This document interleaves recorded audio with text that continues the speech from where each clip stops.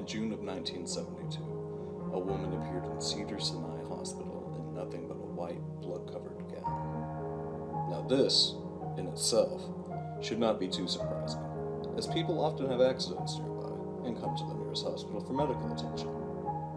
But there were two things that caused people who saw her to vomit and flee in terror.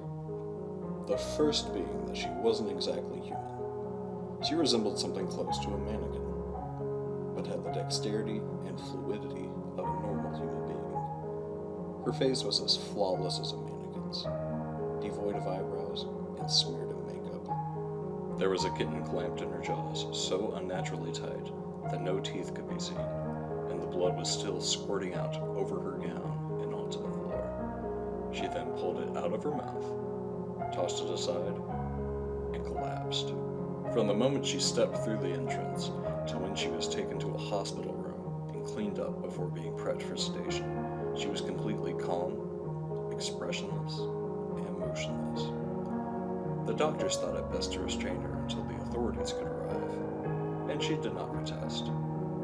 They were unable to get any kind of response from her, and most staff members felt too uncomfortable to look at her directly for more than a few seconds. But the second the staff tried to sedate her, she fought back with extreme force. Two members of staff had to hold her body down as she rose up on the bed with that same blank expression. She turned her emotionless eyes towards the male doctor and did something unusual. She smiled. As she did, the female doctor screamed and let go out of shock. In the woman's mouth were not human teeth, but long, sharp spikes, too long for her mouth to close fully without causing any damage. The male doctor stared back at her for a moment before asking, "What in the hell are you?"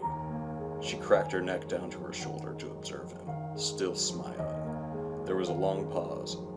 The security had been alerted and could be heard coming down the hallway. As he heard them approach, she darted forward, sinking her teeth into the front of his throat, ripping out his jugular and letting him fall to the floor, gasping for air as he choked on his own blood. She stood up and leaned over him, her face coming dangerously close to his as the life faded from his eyes.